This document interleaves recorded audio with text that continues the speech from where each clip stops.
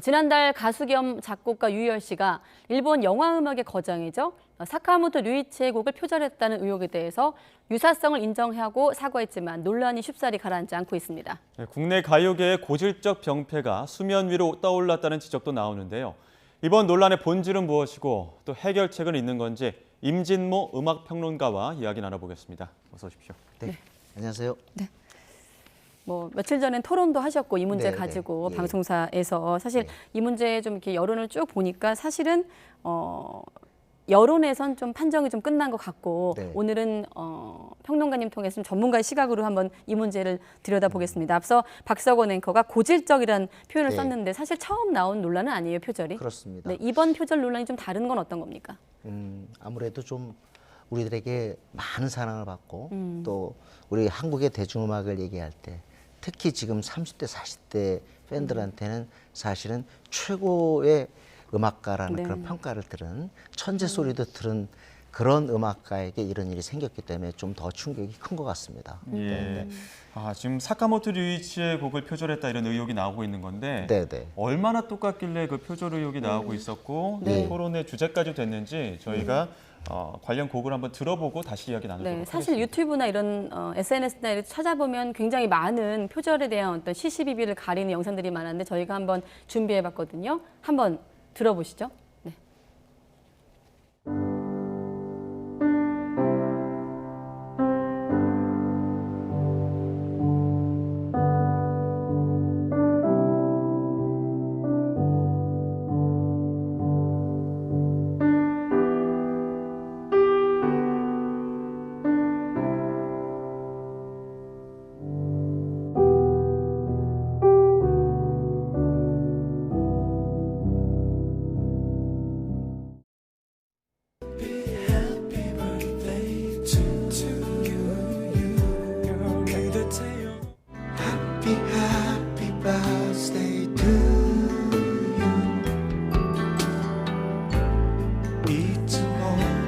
네, 이 영상을 한번 보신 분들도 계실 것 같고 유희열 씨 좋아하시는 분들은 지금 보신 분들도 계실 텐데 자 여기에 대해서 김태원 씨가 보통 표절을 하려면 멜로디를 한두 개 바꾸는데 이거는 의도가 보인다라고 이제 의견을 내기도 했는데 평론가님은 어떻게 생각하십니까? 일단 제가 듣기에도 조금은 납득이 가지 않을 정도로 왜 그랬을까라는 생각이 들기도 해요. 아마 본인의 뚜렷한 분명한 이유가 있을 것 같긴 한데 어쨌든 우리가 듣기로는 유사성이라는 측면에서는 부인하기가 어려울 것 같습니다. 저희가 지금 연차적으로 두 곡을 이렇게 번갈아 가면서 들려드리긴 했습니다만 그냥 듣기에는 어떤 곡이 어떤 곡인지 구분은 사실 가기 힘들 정도로 좀 비슷한 면이 있긴 있거든요. 사실은 이번에 그 여러 곡이 문제가 제기가 되면서 자세히 따져볼 경우에 사실은 우리가 딱 듣기에 비슷하다고 하지만 악보상으로 일치하지 않는 것들도 있어요. 그렇긴 하지만 우리가 얼핏 듣기에 유사성이라는 부분도 굉장히 중요한 부분이거든요. 우리가 흔히 얘기한 표절 관련 논란에서 이 유사성은 굉장히 중요한 부분입니다.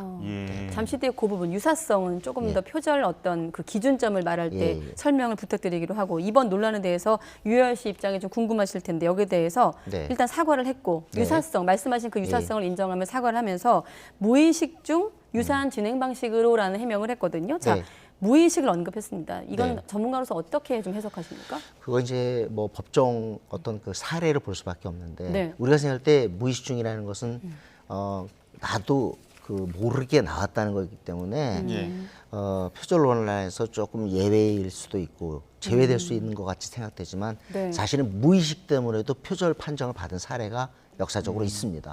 너무나도 유명한 조지 해리슨의 마이 스윗 로드는 끝까지 제가 원곡에 대해서 모르겠다. 나는 이것을 절대로 베끼지 않았다. 이렇게 얘기를 했지만 결국 유사하다 하는 그런 이유. 무의식 표절이란 그런 판정이 나왔습니다. 근데 평소에 이제 유희열 씨의 경우에는 사카모토 류이치도 그렇고 워낙 많이 들어서 그 영향을 많이 받았을 것이다 이런 이야기도 분명히 있을 겁니다. 그리고 누구든 음악가는 그렇잖아요. 많은 곡을 듣고 음악가가 아니란 일반인도 어렸을 때부터 그렇게 많은 음악을 듣는데 본인이 이렇게 곡을 쓴다면 분명히 그런 것들이 누적된 상태에서 뭔가 조금씩 나오지 않을까요? 그렇기 때문에 어떻게 보면 그 음악가들 중에서는 그 유사성은 피할 수가 없다. 근데 우리가 이제 인정할 수 있는 범위, 인정할 수 없는 범위가 있겠죠. 예. 그 인정할 수 있는 범위, 네. 인정할 수 없는 범위에서 원작자의 의견도 굉장히 중요한 것으로 알고 있는데 일단 예. 이 사안에 대해서 네. 사카모토 류이치는 네. 유사성은 있지만 네. 그 앞서 비교했던 그 아쿠아를 보호하기 위한 법적인 조치까지 필요하진 네. 않다 이렇게 또 입장을 밝히면서 법적인 공방까지는 가진 않았어요. 이 네네. 문제가. 네. 근데 그거는 사실 결론을 낸 겁니다. 가장 중요한 건 우리 앵커님께서도 기준이라는 표현, 표절 기준이라는 네. 표현을 쓰셨는데 사실 표절 기준은 없습니다. 어. 왜냐하면 이거는 너무나도 유명하지만 이제 유명해졌지만 네. 피해자와 가해자 간의 관계예요. 그러니까 쌍방간의 이기 때문에 한쪽에서 고소하지 않으면 공소 제기가 되지 않는 친고죄를 말씀하신 친고죄입니다. 거죠. 예. 그 얘기는 뭐냐면 쉽게 말하면 자 다른 사람들이 한 16마디가 똑같다 그래요. 이거 완전히 똑같다 그러는데 원작자가 듣기에 뭐 음악하는 사람이 이럴 수 있지. 이거는 뭐 그냥 충분히 가능한데요. 예. 그러면 그냥 넘어가는 거고요. 어떤 경우는 두 마디 갖고도 왜냐하면 이 곡에서 결정적인 게 이 두 마디인데 이거를 저 곡이 한마디로 베꼈다. 그럴 경우는 이제 두 마디인데도 표절 판정이 날 수도 네. 있는 자 거죠. 그러면 사카모토 류이치는 예. 지금 우리 국내 그 음악가인 김태원 씨도 8마디를 예. 언급한 상황인데 원작자는 유사성은 있지만 이라면서도 법적 조치가 필요 없다고 밝힌 그 태도의 어떤 그 네. 의미는 어디에 있다고 보십니까 평론가로서? 뭐 제 생각엔 뭐 여러 가지 생각이 들지만 우선 네. 첫 번째는 본인이 음악적 양심으로 아마 이 정도는 가능하다. 본인도 5에서 10% 정도만 창의적으로 가면 된다 그랬거든요. 그러니까 다시 말하면 이 얘기 뭐냐면 표절 시비 안 걸겠다 이 얘기예요. 예. 법정으로 안 가겠다 이 얘기. 그러니까 다시 네. 말하면 표절 관련돼서 결론을 명쾌하게 내준 거죠. 표절 아닙니다. 내가 보기엔 이런 얘기인 거예요. 제가 그렇군요. 앞서 뭐 고질적인 병폐다 이런 이야기도 했었고 또 이번 같은 경우에는 뭐 인터넷 통해서 의혹이 제기되긴 했지만 네. 국내 가요계에서 이 표절 논란들이 지금까지 굉장히 여러 번 반복되지 않았습니까? 그렇죠. 우리가 아무래도 음악이 뭐 판소리가 대중화된 나라가 아니라 네. 수도 없는 미국이나 영국 음악 또 일본 음악에 영향을 받았기 때문에 사실은 표절이 늘 아마 우리 곁에 웅크리고 있다라고 해도 과언이 아닐 것 근데 같습니다. 그 해명이 없이 이렇게 유야무야 넘어가는 경우들도 좀 많다고 하더라고요. 뭐 그렇죠. 그리고 여기서 또 하나 제가 말씀드리고 싶은 건 네티즌 누리꾼들이 많이 그 이의를 제기합니다. 네. 근데 사실 그게 법정에 영향을 주는 것은 아니지만 이제 우리가 생각은 이렇게 해야 될 것 같아요. 대중가요는 결국 대중들한테 인정받고 대중들한테 평가받으면서 존재합니다.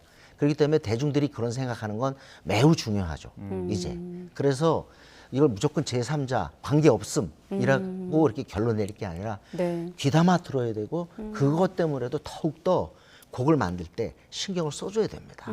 단 한 곡이 그 사람의 운명을 가를 수가 있는 거거든요. 네. 예. 제가 이 두 분 김태원 씨와 함께 그 네. 생방송 토론하는 걸 직접 봤는데 그때 어떤 걸 느끼냐면 그다음에 오늘 그 방송 보시는 분들도 느끼시겠지만 아무튼 원작자와 네. 이 침해자라고 하더라고요. 네네. 사이에 어떤 판단은 좀 마무리가 된 것 같습니다만 가요계에 미칠 파장을 좀 오늘 짚어봐야 될 텐데 네. 그때 나온 얘기들이 이런 어떤 유혈실 향해서 이 정도면 도덕적 해이다, 네, 병이다 이러면서 좀 치료가 필요했다. 거꾸로 좀 어느 시점에서 좀 방관한 건 아니냐 이런 좀 이를테면 음악적 선배로서의 어떤 조언이 좀 눈에 띄었거든요.